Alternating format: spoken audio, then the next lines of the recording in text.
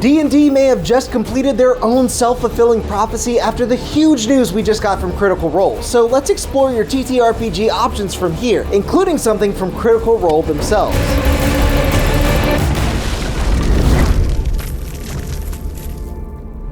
Funny enough, D&D's attempts to squash the competition in the TTRPG space has seen even more major competitors get their start than ever before. Sometimes all you need for heroes to take up their swords is a big nasty dragon to slay. Now, Wizards of the Coast has walked back their OGL changes since they leaked in January, and I won't bore you with all the details that I've covered in other videos. But I do want to talk about what all this has seemingly led to: Critical Role, as well as some other big names publishing their own TTRPGs. I figure now is as good a time as any to cover these new systems and the advantages they bring to your tabletop versus D&D 5e and whatever is coming next now that it isn't OneDND anymore, apparently. So without wasting any time, let's dive into one of the most anticipated new TTRPG options, Project Black Flag from Kobold Press. As of filming this video, we've gotten just 2 playtest packets from the developers for this one, and so far it feels like Black Flag serves as an offshoot from D&D 5e's systems and rules rather than an all-new TTRPG, so I'm not sure I'd call it a D&D killer like some of the options we'll cover maybe. But it does pose some fresh and interesting ideas for improving 5e, ideas like lineage and heritage rules that allow you to basically divvy up your features from your race option and the environment you grew up in to create some really fun combos like a human raised by dwarves, utilizing your favorite options from each. Take notes on this one, Watsy. They also present a new resource called Luck Points that replaces inspiration and can be applied to a d20 roll to increase that roll or even re-roll the die altogether depending on how many points you use. These luck points replenish in several ways, including when you fail an attack roll or save, as sort of a fail-forward mechanic. From here, they've made some other alterations to 5e, like the availability of talents instead of feats that are organized into categories that limit access to them and further organize them in terms of flavor. Like I said, we've only gotten 2 short playtests so far, but they did pitch some changes to the fighter and wizard in the most recent that seems to imply that they plan to modify and not entirely rewrite the classes from 5e. But I think this and some glaring blunders with game balance and proofreading may have led many that were excited for this to be less than enthused until they see more of it. At the very least, it could serve as some decent homebrew for your D&D 5e games. But if you're looking for something completely fresh, my personal favorite TTRPG in the works is the one from Matt Colville in MCDM. Seriously, on the off chance that some of you viewing this video haven't seen his channel, please go check it out. Matt is probably one of my favorite TTRPG creators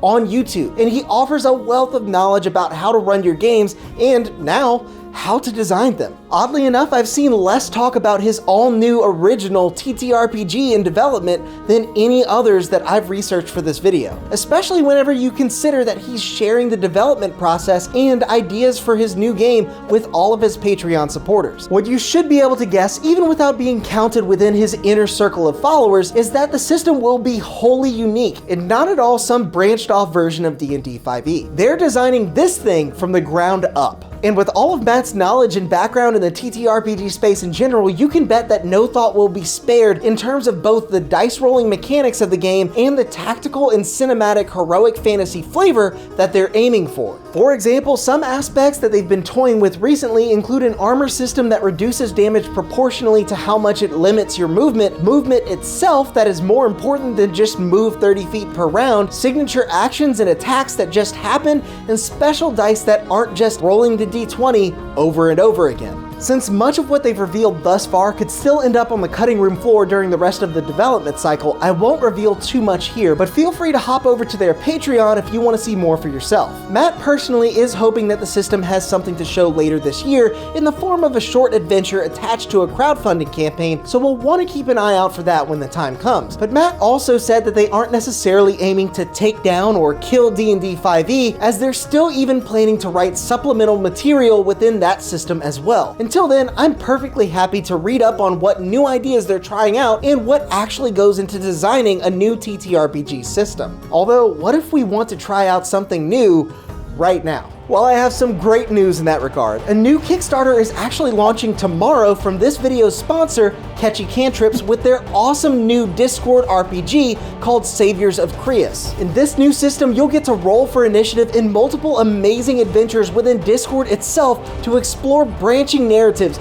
unique locations, crafting creatures, combat, PvP, shopping, trading, and so much more. I know you Chaos Gremlins love rolling dice in our own Discord server, so I'm thrilled about this surefire hit for our friends over at Catchy Cantrips, and I really appreciate them supporting this video. So help get the word out about their great new game and bookmark or pledge to their Kickstarter via the link in the description today. While you're down there, you could like the video if you're enjoying this one. But we still have to talk about the elephant in the room. The big nerdy-ass voice actor-sized elephant that just announced not one, but 2 TTRPG systems in the works. That's right, Critical Role is entering the fray with what some have called a D&D killer. In a recent video, Matt Mercer himself, alongside Mika Burton, announced the arrival of Illuminated Worlds, a D6 dice pool TTRPG that's flexible enough to fit just about any kind of campaign, medieval fantasy or otherwise, but might be best suited for shorter campaigns. Fans of systems like Blades in the Dark will recognize this dice pool terminology right away, but for any that aren't familiar, it basically alludes to a mechanic wherein you might roll some number of D6 dice in order to perform a check instead of a D20 like in D&D 5e. In Blades in the Dark, for example, you'll roll something like 1 to 4 dice, take only the highest die as the result, and correspond that number to a failure, 1 to 3,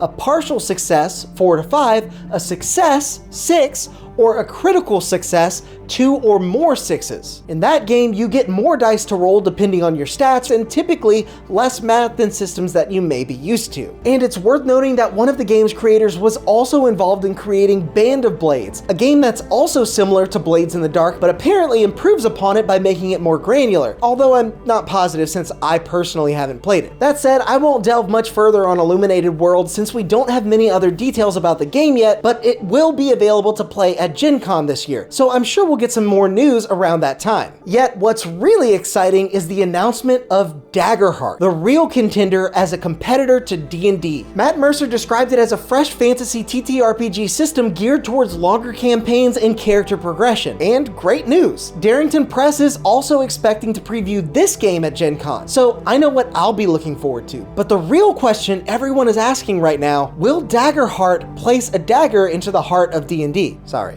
Well, it is certainly possible, given all the various blunders of WotC recently, most of all the OGL debacle back in January. The community's trust in their system and leadership is somewhat shaken. I don't blame you. Even I've moved on and started trying other systems while still creating content for D&D 5e. And I think it could easily be argued that Critical Role, not WotC or even Stranger Things, was responsible for the mass adoption that we've seen of D&D 5e in recent years. But in the same breath, it's no great secret that Critical Role gets all kinds of perks from WotC and D&D Beyond by extension, from sponsorships to publications that will probably give them too many reasons not to switch, at least for many of their streams. Yet it should never be understated just how dedicated critters are to their beloved cast, and creating a new TTRPG system just may pull their entire audience in that direction. Perhaps we'll even see them run separate campaigns using all 3 systems, D&D, Illuminated Worlds, and Daggerheart. Who knows? But seeing as even this won't be available for some time, if you're still looking for something besides D&D 5e to sink your teeth into, you may want to check out this video next, where I discuss leaving D&D 5e for Pathfinder 2e. Now go out there and... Oh, sorry, hang on 1 second. Don't forget to check out the Saviors of Creus Kickstarter before... Not again.